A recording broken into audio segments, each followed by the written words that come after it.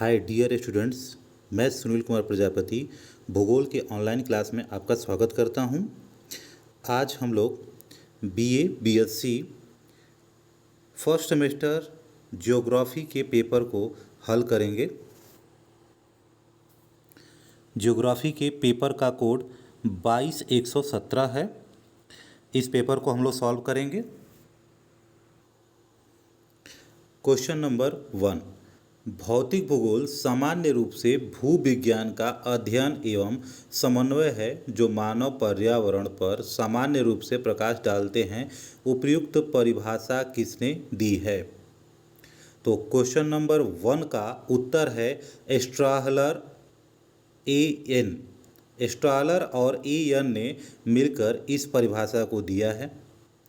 तो ट्रिक लगा लीजिए आप लोग। क्वेश्चन नंबर 1 का पहला विकल्प सही है, स्ट्रालर एन। क्वेश्चन नंबर 2 पे आते हैं। भौतिक भूगोल की कौन सी शाखा स्थल रूपों का अध्ययन करती है?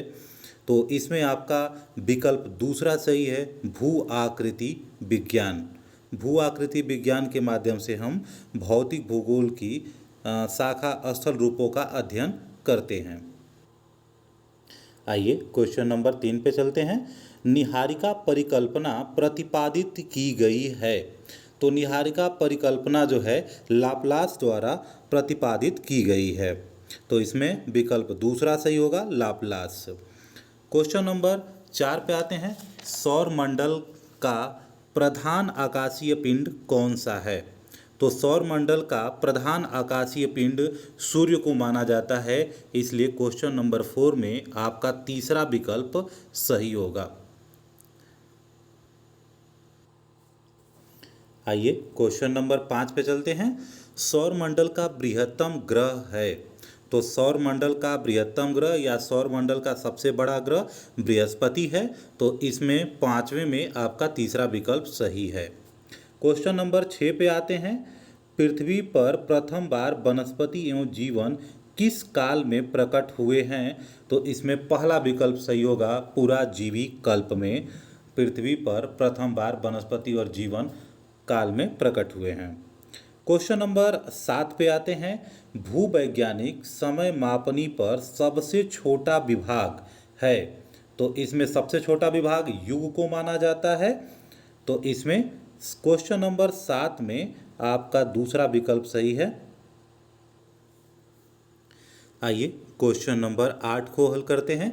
पृथ्वी की आंतरिक परत के निर्माण में किन तत्वों की प्रधानता है? तो इसमें आपका दूसरा विकल्प सही है, सिलिका एवं मैग्नीशियम।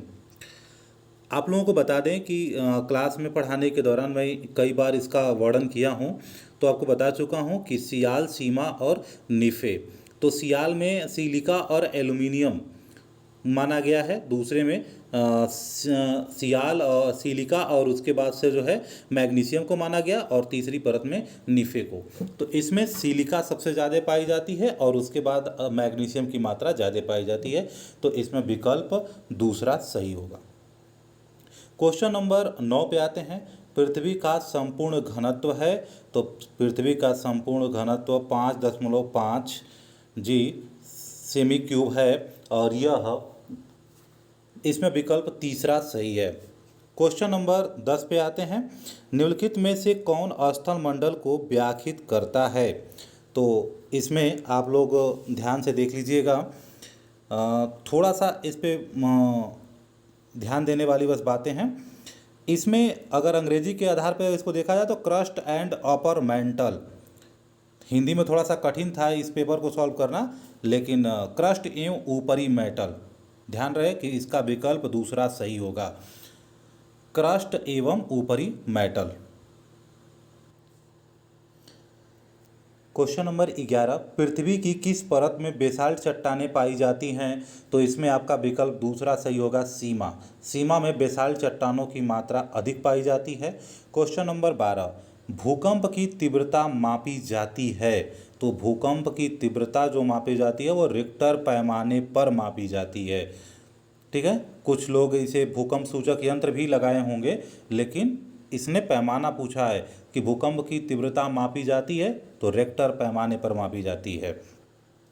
आइए क्वेश्चन नंबर 13 पे आते हैं। भू संतुलन शब्द का प्रयोग सर्वप्रथम किसने किया? तो भू संतुलन शब्द का प्रयोग सर्वप्रथम डटन ने किया था 1889 ईस्वी में। इनका पूरा नाम D.A. डटन है और इन्होंने 1889 ईस्वी में उन्होंने किया था। क्वेश्चन नंबर 14 पे आते हैं।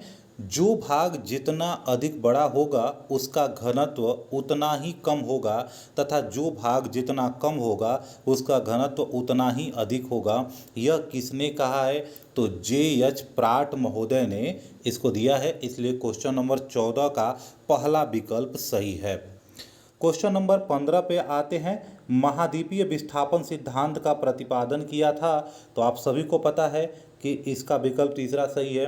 वेगनर महोदय ने महाद्वीपीय विस्थापन सिद्धांत का प्रतिपादन किया है। क्वेश्चन नंबर 16 पे आते हैं।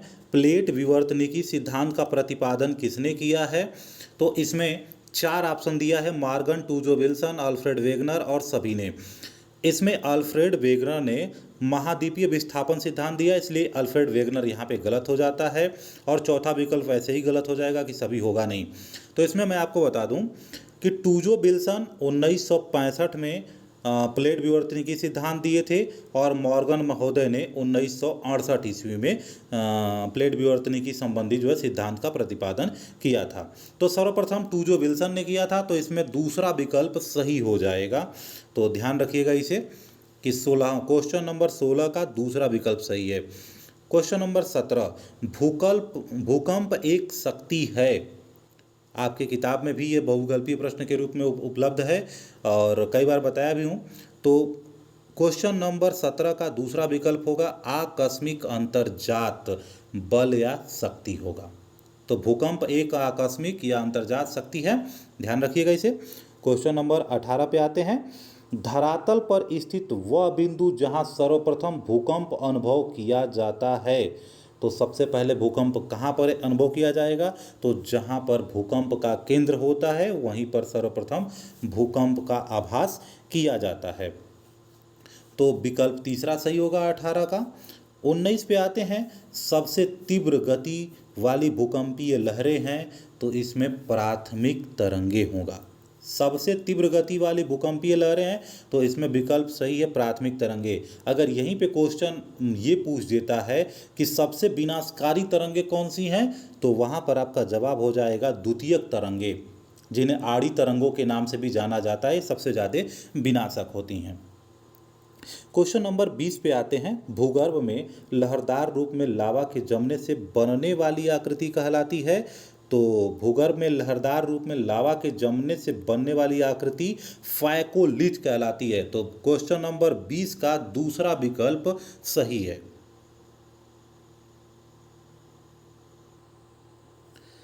आइए क्वेश्चन नंबर 21 पे चलते हैं। पृथ्वी के धरातल पर सर्वाधिक चट्टानें कौन सी हैं? तो पृथ्वी पर सर्वाधिक चट्टानों की मात्रा आग्नेय चट्टानें हैं। तो क्वेश्चन नंबर 21 का दूसरा विकल्प सही होगा, आग्नेय चट्टानें। Question number 22। निम्नलिखित में से कौन सी चट्टान कायांतरित नहीं है? तो कायांतरित चट्टानों का हम बता देते हैं कि सिर्फ इसमें ग्रेनाइट नहीं है, नीस, शिस्ट, संगमरमर, ये सभी कायांतरित चट्टानें हैं। तो क्वेश्चन नंबर 22 का पहला उत्तर हो जाएगा ग्रेनाइट, सही है इसमें। क्वेश्चन नंबर 23 पे आते हैं। निम्नलिखित में से कौन सी चट्टान अवसादी नहीं है? तो इसमें अवसादी चट्टान नहीं है, तो ग्रेनाइट। थोड़ा सा बस सवालों में थोड़ा सा हेर फेर था, एक में कायांतरित पूछा था और एक में अवसादी पूछा था। अवसादी चट्टान नहीं है, तो ग्रेनाइट यहाँ पर जो है अवसादी चट्टान नहीं है। आइए क्वेश्चन नंबर 24 पे चलते हैं। अपनति किसका परिणाम है? तो इसका विकल्प तीसरा सही है, वलन का परिणाम है यह अपनति। क्वेश्चन नंबर 25 पे आते हैं। निम्नलिखित में से कौन सी अश्लाकृति भ्रंश से संबंधित है? तो इसका विकल्प पहला सही है, ब्लॉक या भ्रंशोत्य पर्वत। क्वेश्चन नंबर 26 पे आते हैं। चट्टानों का अपने स्थान पर टूटने की क्रिया को कहते हैं। तो ताप और दाब के प्रभाव के कारण जब चट्टानें अपने स्थान पर ही टूट करके बिखर जाती हैं उसे हम क्या कहते हैं, अपक्षय कहते हैं। तो इसका विकल्प तीसरा सही होगा। क्वेश्चन नंबर 27, अपवर्तन चक्र की विचारधारा का जन्मदाता था। तो पहला विकल्प सही है, डेविस WM थे जिन्होंने अपवर्तन चक्र की विचारधारा को जन्म दिया था। क्वेश्चन नंबर 28 पे आते हैं, स्थलाकृति संरचना प्रक्रम एवं अवस्था का परिणाम है, यह कथन किसका है। तो इसमें विकल्प दूसरा सही है, डेविस महोदय ने स्थलाकृति संरचना प्रक्रम एवं अवस्था का परिणाम है यह कथन दिया था। आइए क्वेश्चन नंबर 29 पे चलते हैं, अपक्षय का प्रमुख अभिकर्ता है।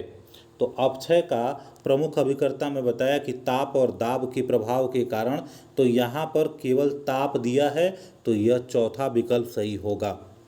तो विकल्प 29 का चौथा विकल्प सही है, ताप। क्वेश्चन नंबर 30 पे आते हैं, नदी की युवावस्था में निम्नलिखित में कौन सी भू आकृति का निर्माण नहीं होता है। तो इसमें होगा एस्चुरी, नदी का मुहाना। नदी का मुहाना जो है वह युवा अवस्था में नहीं होता है। जालीनुमा अपवाह प्रणाली में सम्मिलित है। तो जालीनुमा अपवाह प्रणाली में सम्मिलित है। इसमें आपका विकल्प पहला सही है, अनुवर्ती जलधारा होगा। तो ध्यान रखिएगा, जालीनुमा अपवाह प्रणाली में सम्मिलित है, तो विकल्प पहला सही है, अनुवर्ती जलधारा। क्वेश्चन नंबर 32 पे आते हैं, आरीय अथवा उपकेंद्रीय अपवाह प्रणाली का विकास मुख्यतः होता है। कहाँ पर विकास इसका होता है। तो ध्यान रखिएगा, ज्वालामुखी पर्वत पर, ज्वालामुखी पर्वतों पर आरीय और उपकेंद्रीय अपवाह प्रणाली का विकास होता है। यहाँ पर जो ज्वालामुखी पर्वत होते हैं उनके चारों तरफ जो है इनका विस्तार होने लगता है, इसी को आरीय या उपकेंद्रीय अपवाह प्रणाली कहा जाता है। क्वेश्चन नंबर 33 पे आते हैं, नदी की युवा अवस्था में बनने वाली आकृति कहलाती है। तो नदी की युवा अवस्था में गार्ज बनाती हैं, ऊंचाई से जब नीचे की तरफ गिरती हैं तो खड्ड या गार्ज का निर्माण करती हैं। जैसे आप लोगों को सिंधु नदी तंत्र में मैं बताया था, बुंजी गार्ज से संबंधित जो तथ्य था, तो युवा अवस्था में ऐसी आकृतियाँ बनती हैं। क्वेश्चन नंबर 34 पे आते हैं, निम्नलिखित में से किस आकृति का संबंध नदी के कार्यों से नहीं है। तो जलप्रपात नदी से जुड़ा हुआ है, गोखुर झील भी नदी से जुड़ा है, और भी आकार की घाटी हिमानी नदी से ही जुड़ा हुआ है, लेकिन बरखान नदी से जुड़ा हुआ नहीं है, यह वायु द्वारा बनने वाली आकृतियों में सम्मिलित हो जाता है। तो क्वेश्चन नंबर 35 पे आते हैं, निम्नलिखित में से कौन सी भू आकृति भूमिगत जल से संबंधित है। निम्नलिखित में से कौन सी भू आकृति भूमिगत जल से संबंधित है। तो इसमें तीसरा विकल्प सही है, लैपीज। लैपीज की आकृति कंघी नुमा आकृति में होता है। काष्ठ स्थलाकृतियों का सर्वोत्तम उदाहरण कहाँ मिलता है। तो इसमें पहला विकल्प सही है, यूगोस्लाविया। यहाँ पर जो है काष्ठ स्थलाकृतियाँ, चूने की चट्टान से संबंधित तथ्य जो है सबसे ज़्यादा मिलते हैं। क्वेश्चन नंबर 37 पे आते हैं, यार्डंग बनने का प्रमुख कारण है। तो यार्डंग बनना हवा द्वारा अपरदन के द्वारा यार्डंग का निर्माण होता है। हवा घिस करके अपने साथ जो है बालू के कणों को लेकर के चली जाती है। चलिए 38 क्वेश्चन नंबर पे आते हैं, अर्धचंद्राकार बालू का स्तूप कहे जाते हैं, इसे हम लोग बरखान कहते हैं। अर्धचंद्राकार बालू का स्तूप को हम क्या कहते हैं, बरखान कहते हैं, ध्यान रखिएगा। क्वेश्चन नंबर 39 पे आते हैं, यू आकार की घाटी बनती है। तो यू आकार की घाटी हिमानी क्षेत्र में बनती है, ठीक है। क्वेश्चन नंबर 40 पे आते हैं, निम्नलिखित में से कौन सी स्थलाकृति हिमानी के जमाव से निर्मित हुई है। तो पार्श्विक तटीय हिमोड, मध्यवर्ती हिमोड, ड्रमलिन और उपयुक्त सभी। तो इसमें आपका जवाब हो जाएगा उपयुक्त सभी। क्वेश्चन नंबर 41 पे आते हैं, रिया उदाहरण है। तो रिया उदाहरण है निमज्जित उच्च भूमि तट से जुड़ा हुआ यह प्रश्न था। क्वेश्चन नंबर 42 पे आते हैं, वायुमंडल की ऊपरी परत है। तो वायुमंडल की ऊपरी परत वायुमंडल है। क्वेश्चन नंबर 43 पे आते हैं। क्षोभ मंडल या परिवर्तन मंडल वायुमंडल की सबसे निचली परत है। इसकी औसत ऊंचाई है, तो इसकी औसत ऊंचाई 20 किलोमीटर 20 किलोमीटर आंका गया है। कहीं कहीं पर इसमें थोड़ा सा जवाबों में मतभेद है। क्वेश्चन नंबर 43 के सवाल में मैं आपको फिर दोबारा बता देता हूं कि बहुत सारा इसमें मतभेद दिया हुआ है। अगर आप अपने किताब का अध्ययन करते हैं तो उसमें 16 किलोमीटर दिया है। लुसेंट की किताब पढ़ते हैं तो उसमें 18 किलोमीटर की दूरी बताया गया है कि इसकी औसत ऊंचाई 18 किलोमीटर के आसपास में है। और प्रश्न में आपका ऑप्शन जो सटीक हो रहा है वो 20 किलोमीटर के आसपास का जो है सटीक हो रहा है। तो कहीं ना कहीं मुझे थोड़ी सी ये बात लगती है कि क्वेश्चन बनाने के दौरान ये जो 6 किलोमीटर विकल्प तीसरा सही था, इसी में एक छूट गया है। अगर आप अपने किताब के हिसाब से चलें तो आपका 16 किलोमीटर होता है, सही होगा। और लुसेंट की अगर माध्यम से अगर चला जाता है तो 18 किलोमीटर। तो यहाँ पर विकल्प कोई मैच नहीं कर रहा है, इसलिए अधिकांश बच्चों ने 20 किलोमीटर से, अधिकांश टीचरों ने 20 किलोमीटर को ही अपना जवाब बनाया है। कुछ जगहों पर गलतियां भी देखने को मिली हैं, 12 किलोमीटर को भी जो है ट्रिक कर दिया गया है, तो ध्यान रखिएगा इसे। क्वेश्चन नंबर 44 पे आते हैं। पृथ्वी पर आने वाली ऊर्जा कहलाती है। पृथ्वी पर आने वाली ऊर्जा कहलाती है, इसमें भी थोड़ा सा मतभेद है, क्योंकि सौर विकिरण और सूर्यातप दोनों एक ही चीज़ हैं। थोड़ा सा, बस बहुत थोड़ा सा अंतर है, अगर उसे आप समझ पाएँ तो। इसमें विकल्प पहला सही है। देखिएगा, क्वेश्चन पढ़िए इसे। पृथ्वी पर आने वाली ऊर्जा कहलाती है। जो पृथ्वी पर आने वाली जो ऊर्जा है, सूर्य के माध्यम से ओजोन परत को पार करके जो ऊर्जा आ रही है पृथ्वी पर, उसे हम सौर विकिरण कहते हैं।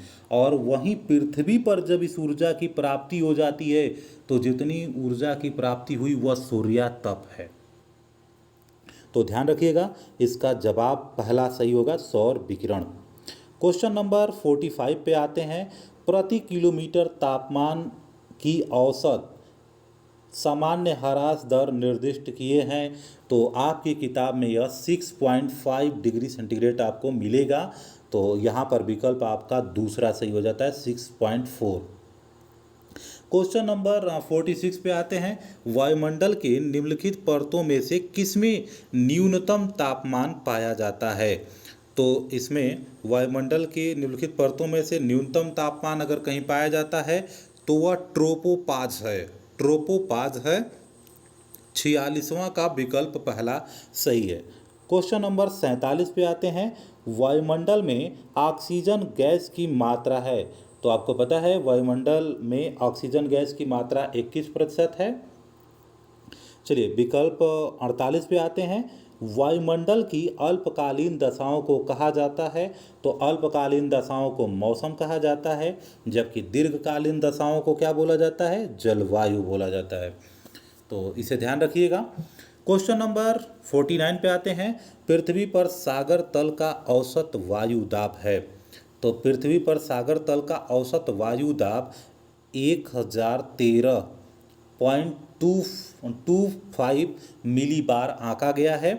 तो इसमें विकल्प 49वें का विकल्प पहला सही है। क्वेश्चन नंबर 50 पे आते हैं। उपोष्ण कटिबंधीय उच्च वायुदाब पेटियों का विस्तार है। तो इसमें भी थोड़ा सा सस्पेंस है, आपको मैं वो सस्पेंस बता देता हूँ क्या है। किताबों में आपको इसका जिक्र मिलेगा, कर्क रेखा और मकर रेखा से लेकर के उसके ऊपर का भाग, और यह 23.5 डिग्री पे कर्क रेखा हो जाएगी उत्तरी अक्षांश में, और 23.5 डिग्री दक्षिणी अक्षांश में मकर रेखा हो जाएगी। तो 23.5 से लेकर के 35 डिग्री उत्तरी और दक्षिणी अक्षांशों के मध्य उपोष्ण कटिबंधीय उच्च वायुदाब पेटी का विस्तार आपकी किताब में मिलेगा। लेकिन विकल्प में यहाँ पर सही है 30 डिग्री से 40 डिग्री उत्तरी एवं दक्षिणी अक्षांशों के मध्य। ठीक है, तो ध्यान रखिएगा इसे। चलते हैं अगले क्वेश्चन पे। Question number 51। चिनूक हवाएं पाई जाती हैं। आपको बताया था स्थानीय हवाओं में, तो यह चिनूक उत्तरी अमेरिका की चलने वाली हवा है। आगे बढ़ते हैं।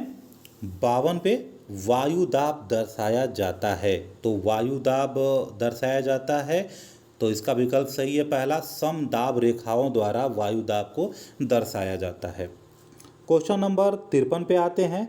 वायु राशि एक विस्तृत वायुपुंज होती है जिसके भौतिक गुणों विशेषकर तापमान, आर्द्रता की मात्रा तथा तापमान दर में सैकड़ों किलोमीटर तक क्षैतिज रूप में लगभग समरूपता होती है। वायु राशि की यह परिभाषा किसने दी है? तो यह परिभाषा ट्रीवार्था ने दी है।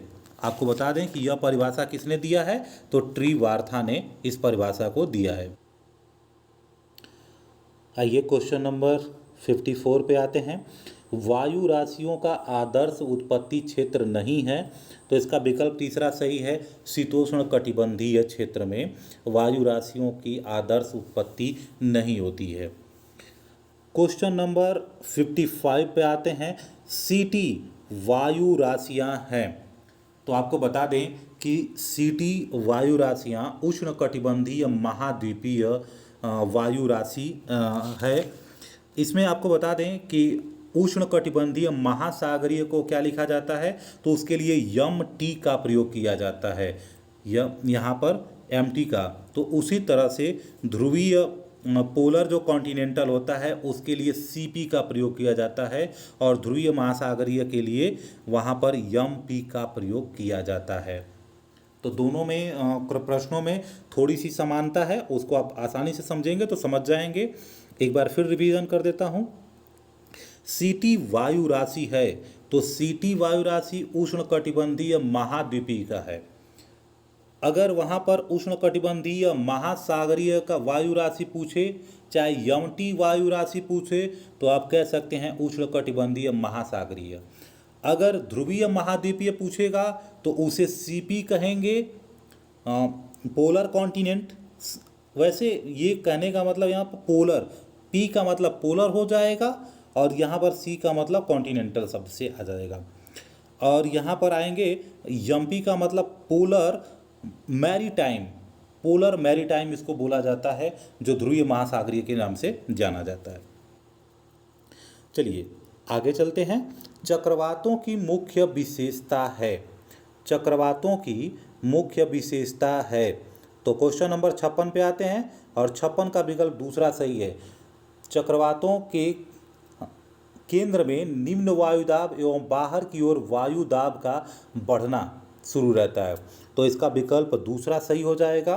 क्वेश्चन नंबर 57 पे आते हैं। उत्तरी गोलार्ध में चक्रवात में हवाओं की दिशा होती है, तो ध्यान रखिएगा, घड़ी की सुई के विपरीत दिशा। उत्तरी गोलार्ध में घड़ी के सुई की विपरीत दिशा होता है, और जबकि दक्षिणी गोलार्ध में क्या होता है, घड़ी के सुई के अनुरूप जो है ये हवाओं की दिशा होती है, चक्रवाती हवाओं की दिशा होती है। क्वेश्चन नंबर 58 पे आते हैं। किसी निश्चित तापमान पर वायु की वास्तविक आर्द्रता तथा उसी ताप पर वायु को संतृप्त करने के लिए आवश्यक वाष्प की मात्रा के अनुपात को कहते हैं, तो इसे हम लोग कहते हैं सापेक्षिक आर्द्रता। इसमें आपका दूसरा विकल्प सही है, सापेक्षिक आर्द्रता सही होगा। क्वेश्चन नंबर 59 पे आते हैं। संघनन का रूप नहीं है, तो संघनन का रूप जो है तड़ित। इसमें कोई विकल्प चौथा सही होगा। तड़ित का मतलब यहाँ पर बिजली कड़कने से है या गरजने वाली शब्द से है, तो बादल, वर्षा और कोहरा ये तीनों विकल्प सही हैं, इसमें केवल तड़ित गलत है। एल नीनो क्या है? क्वेश्चन नंबर 60, एल नीनो क्या है? तो आपको बता दें कि एल नीनो एक गर्म सागरीय जलधारा है। इनके एल नीनो को ईसा मसीह के जन्म के बाद से जो है स्पेन के निवासियों द्वारा इसका जो है नामकरण किया गया था, और इसके विषय में मैं आपको बता दिया हूँ कि जिन स्थानों पर ज़्यादा वर्षा होती है तो एल नीनो के प्रभाव से उस स्थान पर वर्षा जो है कम होने लगती है, जबकि जहाँ पर कम वर्षा होती है वहाँ पर अधिक वर्षा होने लगती है। और ऐसा भी नहीं है कि ये प्रक्रिया ऐसे ही सेम चलती रहती है, यह प्रक्रिया 5 वर्ष या 10 वर्ष के बीच में आती रहती है। तो ये एल नीनो से संबंधित तथ्य थे। एल नीनो है एक गर्म सागरीय जलधारा। तो 60 का विकल्प पहला सही है, ध्यान रखिएगा इसे। क्वेश्चन नंबर 61 पे आते हैं। प्रवाल भित्तियाँ अधिकांश कहाँ पाई जाती हैं? तो प्रवाल भित्तियाँ उष्णकटिबंधीय प्रदेशों में अधिक मात्रा में पाई जाती हैं। आइए क्वेश्चन नंबर 62 पे चलते हैं। महाद्वीप का वह भाग जो महासागरीय जल में डूबा रहता है कहलाता है, तो इसे आप महाद्वीपीय मग्न तट के नाम से जाना जाता है। इसे निमग्न तट कहिए या महाद्वीपीय मग्न तट के नाम से जाना जाता है। क्वेश्चन नंबर 63 पे आते हैं। प्रशांत महासागर की औसत गहराई है, तो प्रशांत महासागर की औसत गहराई 4000 मीटर के आसपास आंकी गई है। क्वेश्चन नंबर 64 पे आते हैं। निम्नलिखित में से किस महासागर में सुंडा ट्रेंच स्थित है? तो ध्यान रखिएगा, सुंडा ट्रेंच हिंद महासागर में स्थित है। और सुंडा ट्रेंच का अगर आप लिस्ट में अगर नाम देखेंगे आपकी पुस्तक में, इस लिस्ट का सुंडा ट्रेंच का नाम 10वें स्थान पर मैंने आपको नोट भी कराया है। 65 पर क्वेश्चन पे आते हैं। निम्नलिखित में से किस महासागर के जल का तापमान सबसे अधिक है? तो यहाँ पर होगा हिंद महासागर। क्या होगा यहाँ पे? हिंद महासागर होगा, क्योंकि प्रशांत महासागर मीठे पानी और ग्लेशियर से निकल करके आ रहा है। हिंद महासागर अभी हिंद महासागर की बात नहीं करते। आर्कटिक महासागर भी ध्रुवीय क्षेत्रों के पास में है। अटलांटिक महासागर भी आपके दक्षिणतम भाग में है। तो हिंद महासागर आपके बिल्कुल बीच के जोन में पड़ता है और यहाँ पर तापमान अधिक मात्रा में पाया जाएगा। और ख़ास करके मैं आपको ये चीज़ बता दूं कि कर्क रेखा और मकर रेखा के बीच वाले क्षेत्रों पर सबसे अधिक महासागरीय जल का तापमान नोट किया जाता है। तो यहाँ पर हिंद महासागर है।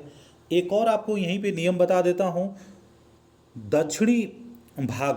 दक्षिणी भाग में महासागरीय जल अधिक गर्म नहीं होगा, जबकि उत्तरी भाग में अत्यधिक मात्रा में जल गर्म होता है। इसके लिए एक आकलन ये भी दिया जा सकता है कि उत्तरी भाग में जल की मात्रा कम है, जबकि दक्षिणी भागों में जल की मात्रा अधिक है। चलिए क्वेश्चन नंबर 66 पे आते हैं। निम्नलिखित में से किस सागर के जल में सबसे अधिक लवणता है? तो इसमें आपका विकल्प दूसरा सही है, मृत सागर। क्वेश्चन नंबर 67 पे आएंगे। विषुवत रेखा से ध्रुवों की ओर जाने पर सागरों में लवणता। देखिए पहले ही मैं बता चुका हूँ कि ध्रुवीय क्षेत्रों में सबसे ज़्यादा लवणता आपको गर्म भी ज़्यादा होगा और लवणता भी ज़्यादा रहेगी, और ध्रुवीय क्षेत्रों में यह लवणता कम होती है। तो ध्यान रखिएगा, आपके कर्क रेखा और मकर रेखा वाले क्षेत्र 23.5 डिग्री चैनल के बीच वाले क्षेत्रों में सबसे ज़्यादा लवणता पाई जाती है और ध्रुवीय क्षेत्रों में लवणता कम पाई जाती है। तो जब आप अधिक से उधर ध्रुवों की तरफ जाएंगे तो आपको अधिक से कम मिलेगा। तो इसलिए क्या होगा, इसका पहला विकल्प होगा घटती है। क्वेश्चन नंबर आते हैं 68 पर। निम्नलिखित में से कौन सी गर्म जलधारा है?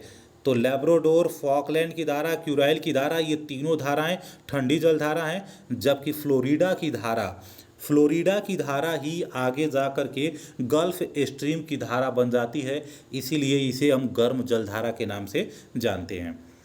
क्वेश्चन नंबर 69 पे आते हैं। स्थिर तरंग सिद्धांत किसकी उत्पत्ति से संबंधित है? तो यह ज्वार भाटा की उत्पत्ति से संबंधित सिद्धांत दिया गया है। आइए क्वेश्चन नंबर 70 पे आते हैं। यहाँ पे शीतोष्ण कटिबंधीय घास के मैदान उत्तरी अमेरिका में क्या कहलाते हैं? तो उत्तरी अमेरिका में इसे प्रेयरी के नाम से जाना जाता है। Question number 71। किसने विश्व को प्राणी प्रदेशों में विभाजित किया? तो हर्बर्टसन ने। विकल्प दूसरा सही होगा, 71 का दूसरा विकल्प। हर्बर्टसन महोदय ने इसे विभाजित किया था। चलिए आगे चलते हैं। क्वेश्चन नंबर 72 पे आते हैं। कौन वर्ग समूह से संबंधित नहीं है? तो कार्बन चक्र, ऑक्सीजन चक्र और नाइट्रोजन चक्र ये वर्ग से जुड़े हुए हैं, लेकिन जीवन चक्र किसी वर्ग से संबंधित नहीं है। विकल्प तीसरा सही होगा। क्वेश्चन नंबर 73 पे आते हैं। पृथ्वी का सबसे बड़ा पारिस्थितिकी तंत्र। तो पृथ्वी का सबसे बड़ा पारिस्थितिकी तंत्र के नाम पर अगर देखा जाए तो आपको मिलेगा बायोस्फीयर, जिसे जैव मंडल के नाम से जाना जाता है। तो इसमें 73वें का चौथा विकल्प सही होगा। क्वेश्चन नंबर 74 पे आते हैं। निम्नलिखित प्रदेशों में से किसमें सबसे अधिक जैव विविधता पाई जाती है? तो क्लास में पढ़ाने के दौरान मैं कई बार अपने बच्चों को बता चुका हूं कि उष्णकटिबंधीय प्रदेशों में सबसे अधिक जैव विविधता पाई जाती है। तो ध्यान रखिएगा, इसे ट्रॉपिकल रीजन के भी नाम से जाना जाता है। और अब आते हैं क्वेश्चन नंबर 75। भारत का प्रथम जैव मंडल आरक्षित क्षेत्र स्थापित किया गया था। तो यह नीलगिरी में स्थापित किया गया था। तो दोस्तों, आप लोगों से मुलाकात होगी किसी दूसरे पेपर के सॉल्व करने के बीच में। तब तक के लिए टाटा बाय बाय। मिलान कीजिएगा आप लोग, आपके कितने क्वेश्चंस भूगोल में सही हुए हैं। कमेंट में ज़रूर बताइएगा कि आपके कितने क्वेश्चंस सही हुए हैं। मिलते हैं अगली वीडियो में।